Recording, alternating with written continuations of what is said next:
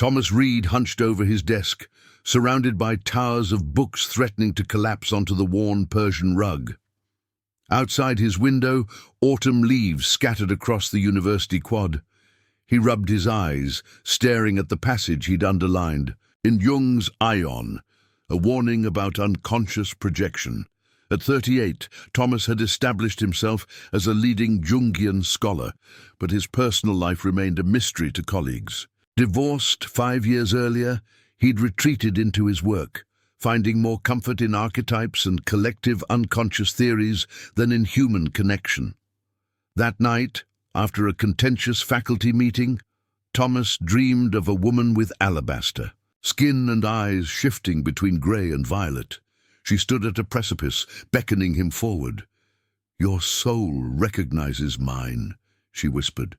"Come find me." He woke drenched in sweat, the dream more vivid than any he'd experienced before. Something had shifted in his psyche, a door unlocked to his unconscious that would forever alter his path. The Swiss air carried the crisp scent of approaching winter as Thomas arrived in Zurich for the International Association for Analytical Psychology Symposium. Midway through his lecture, the auditorium door opened. A woman with dark hair pulled into a severe bun slipped into a seat in the back row. Even from a distance, Thomas recognized her immediately. The woman from his dream. His words faltered momentarily before he regained composure. After the presentation, she approached. "Dr. Reid," she extended her hand, "Sophia Blackwood, your analysis was fascinating, though I question your conclusions regarding collective anima manifestations." Her critique was precise, insightful, and mildly devastating to his thesis.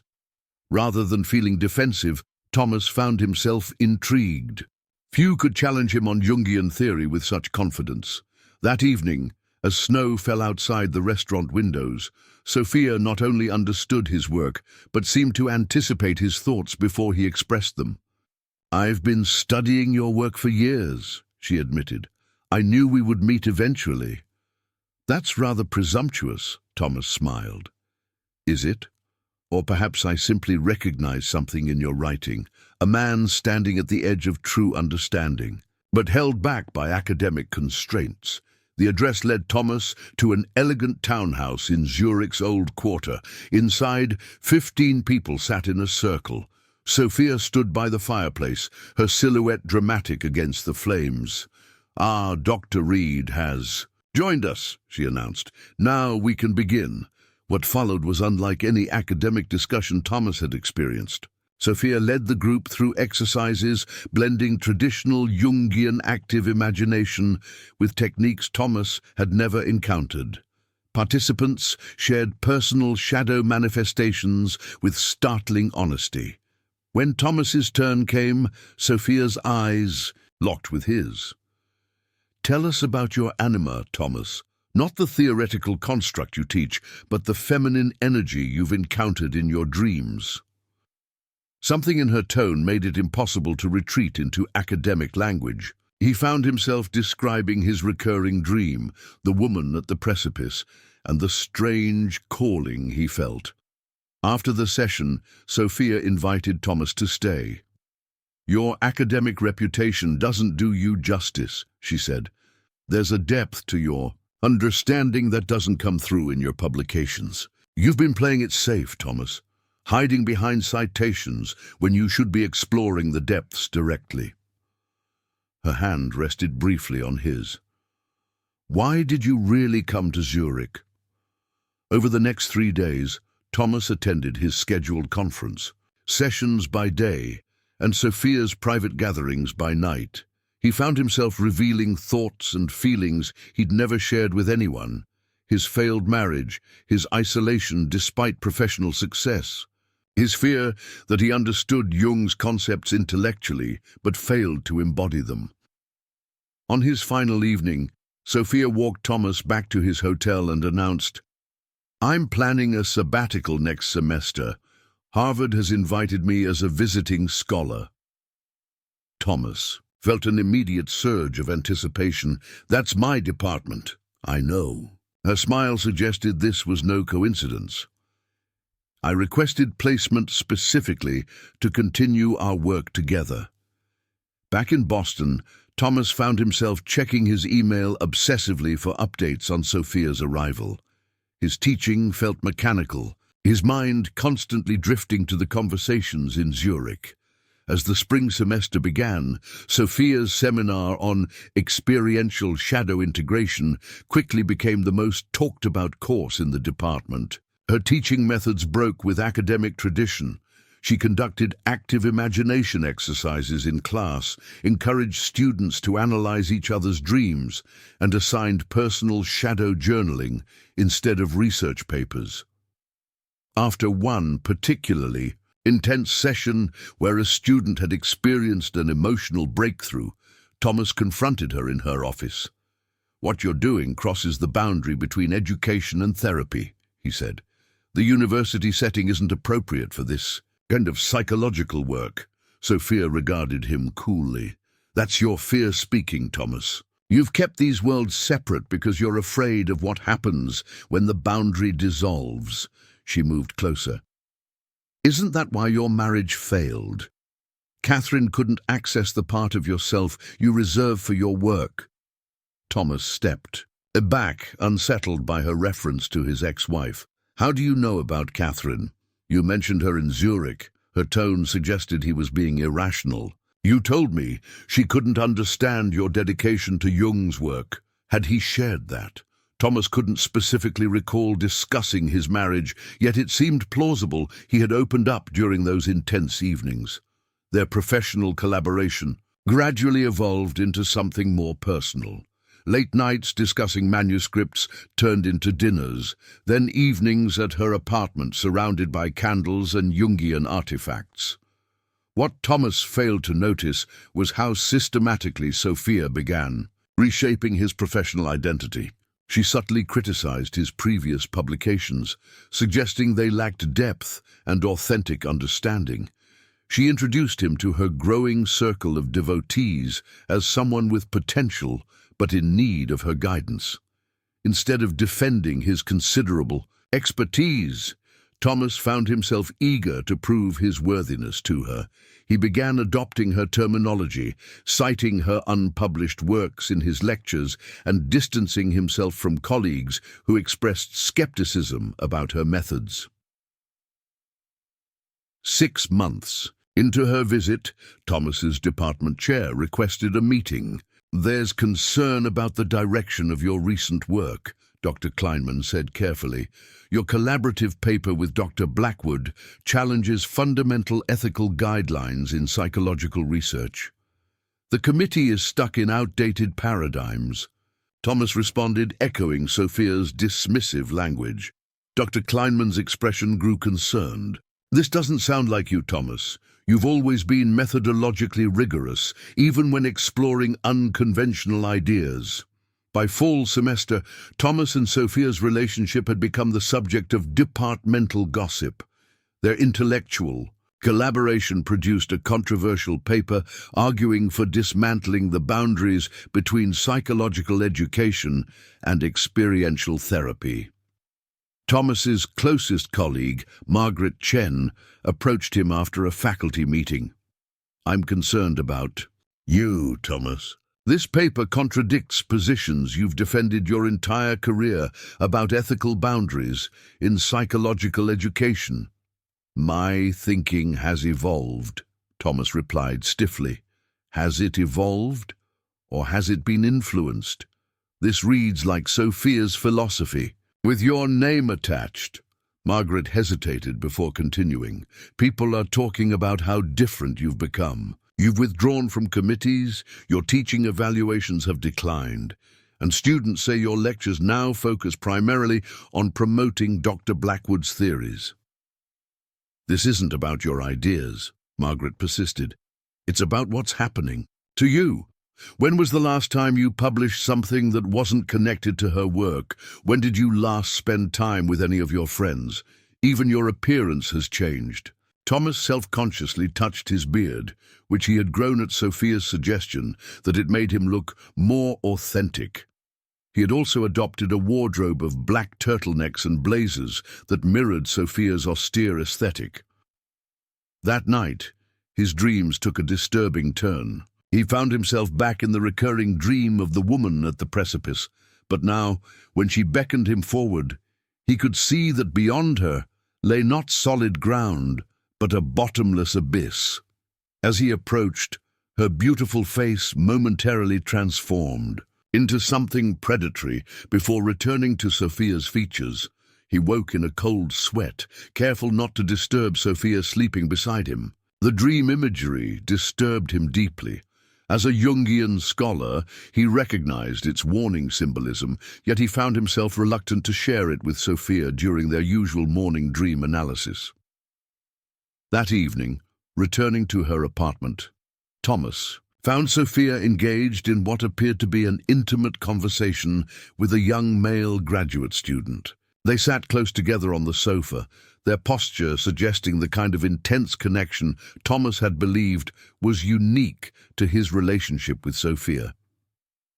When she noticed Thomas in the doorway, she smoothly introduced the student as Eric, a promising researcher helping with data collection for their next paper. Thomas noted how Eric looked at Sophia with the same admiration and intellectual infatuation he recognized in himself. After Eric left, Thomas confronted her. "He looks at you the way I did in Zurich." "Jealousy doesn't become you," she replied coolly. "Eric appreciates the guidance I'm providing, just as you did initially. Is intellectual mentorship now something you want to restrict?" Later that night, Thomas found himself silently cataloguing the ways his life had changed since meeting Sophia. His previously cordial relationships with colleagues had become strained. His academic focus had narrowed exclusively to supporting Sophia's theories. Even his physical environment had been transformed, his books and personal items gradually migrating to her apartment, which was decorated entirely according to her aesthetic preferences. Most disturbing was his growing physical and emotional malaise. Despite adequate sleep, he felt constantly exhausted. His once reliable academic memory now regularly failed him during lectures. He had developed stress-related digestive issues and heart palpitations that medical examinations couldn't explain. The autumn leaves had turned and fallen by the time Thomas began to recognize the extent of his transformation. Standing before his bathroom mirror one morning, he barely recognized the gaunt face staring back at him. Dark circles shadowed his eyes, and his cheekbones protruded sharply beneath pale skin.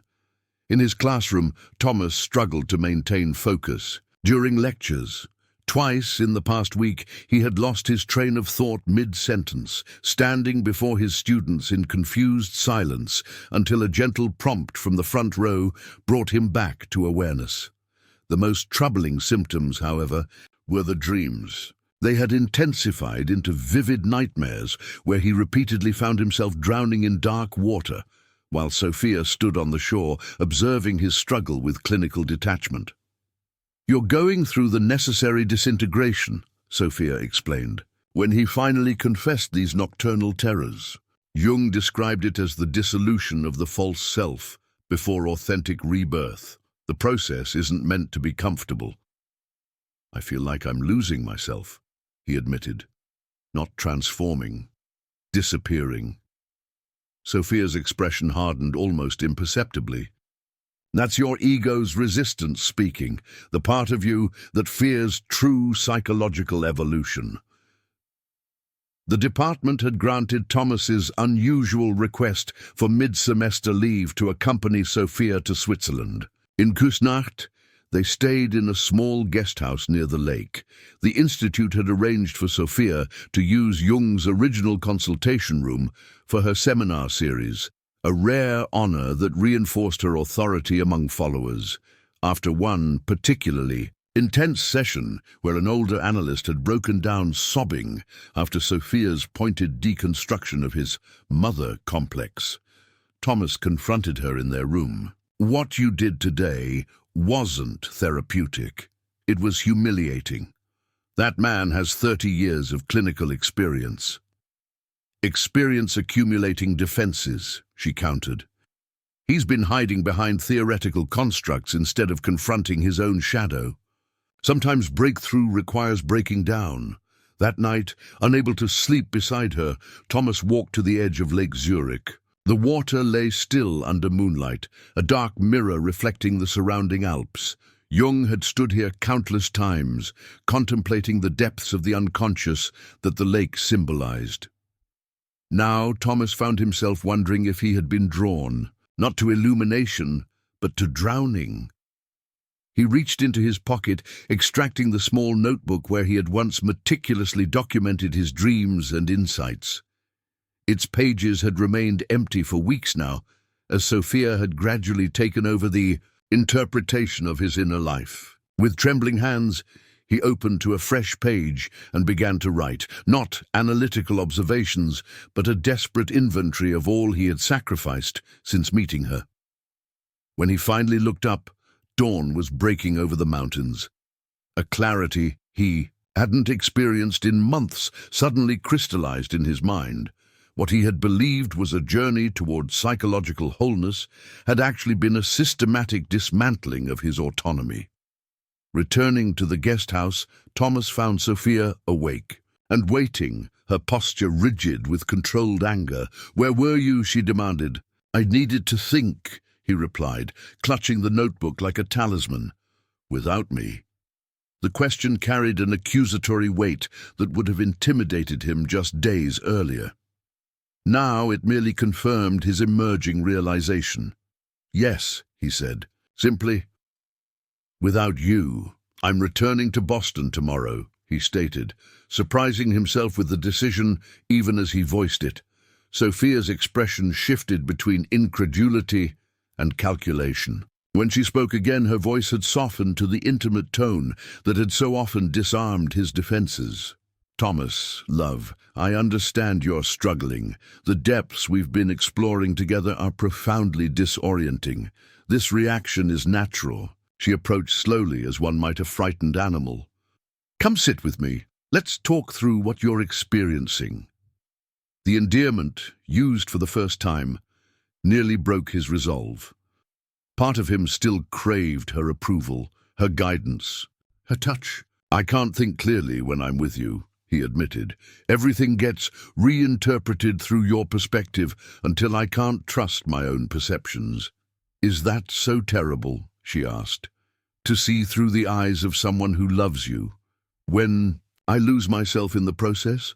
"Yes," he finally answered. "It is terrible." The Boston winter had descended in full force by the time Thomas returned to campus after an extended medical leave. The university had been surprisingly accommodating after his doctor submitted documentation regarding his stress-induced cognitive symptoms and recommendation for rest. His apartment, long neglected during his immersion in Sophia's world, had initially felt foreign to him. Books he once treasured sat on shelves like artifacts from a previous life. Gradually, he had re-established his relationship with his own space and mind, methodically removing Sophia's influences, returning to his original wardrobe, resuming abandoned routines, reconnecting with neglected colleagues. His first day back in his office, Margaret Chen appeared in his doorway, her expression a mixture of concern and relief. "You look better," she observed, studying him carefully. "I feel better," Thomas confirmed. "Thank you for checking on me during everything."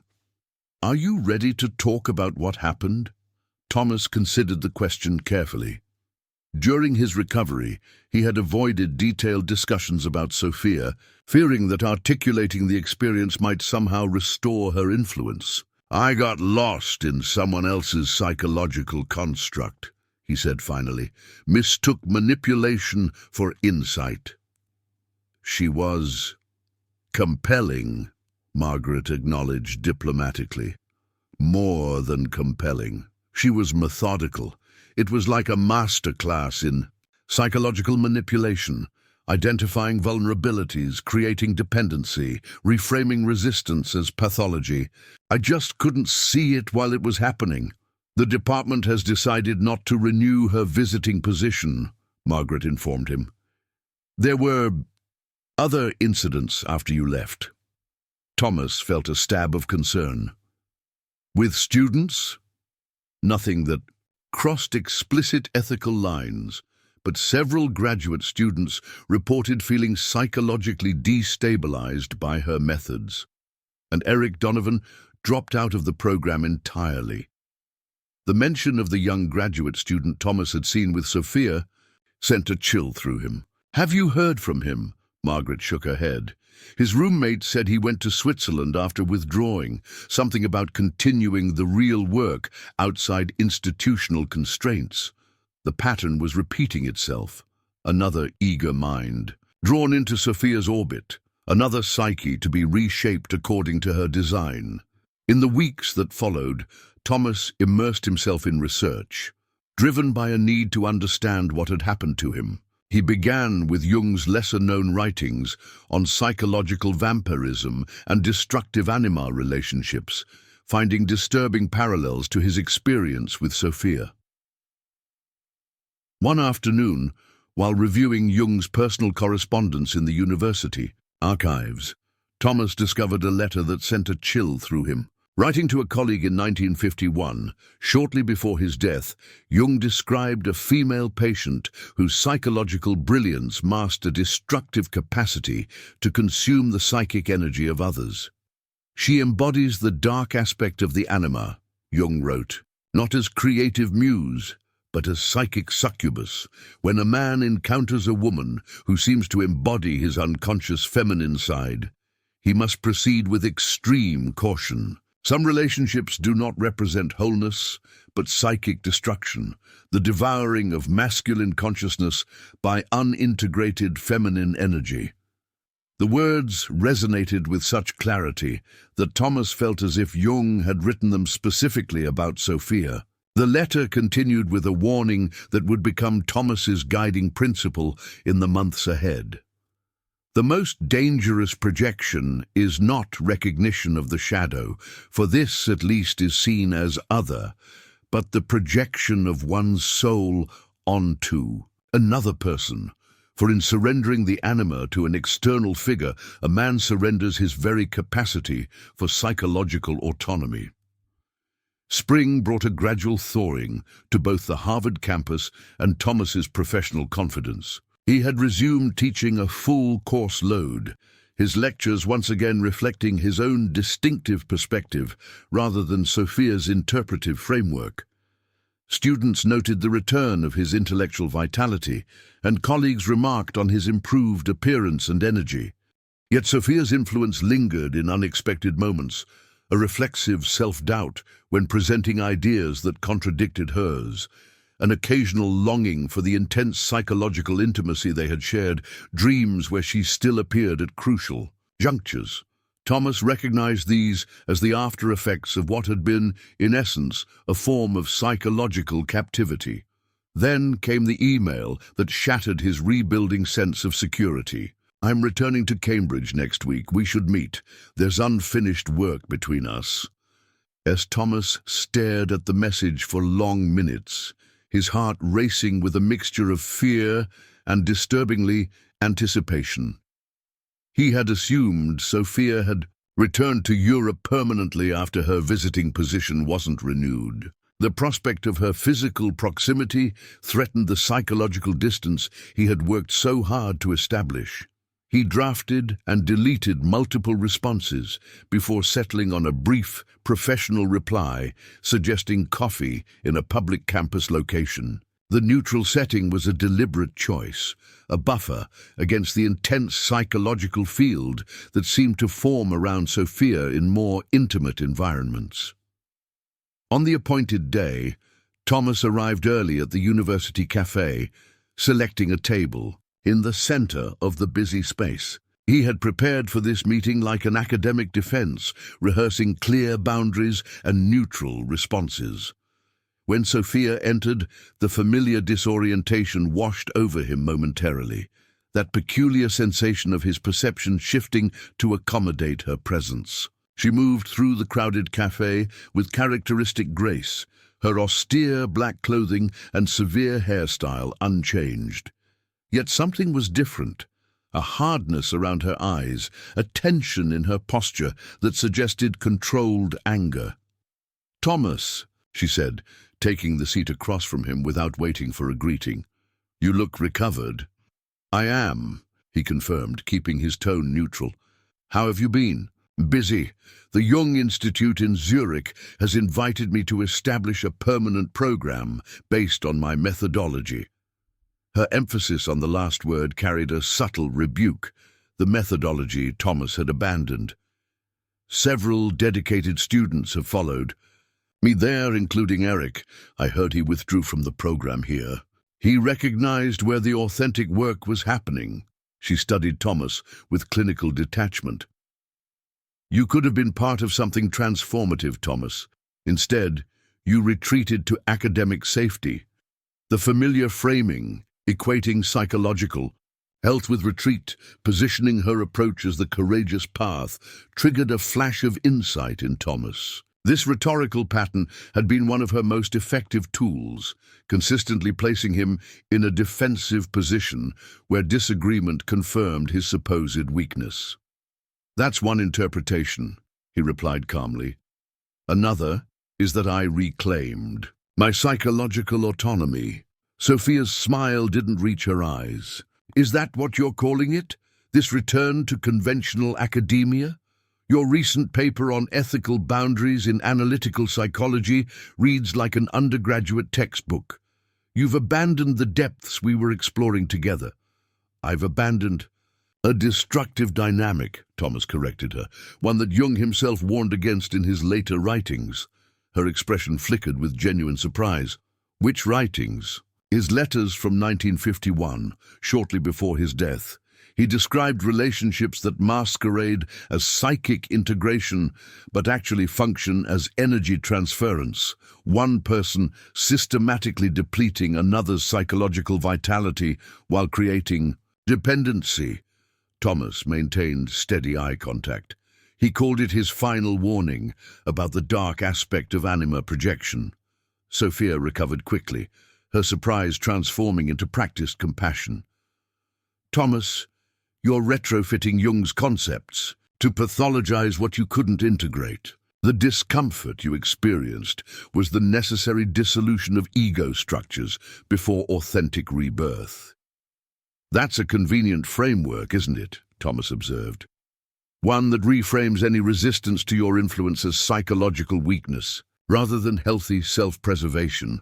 For a moment, her carefully constructed facade cracked, revealing a flash of genuine anger.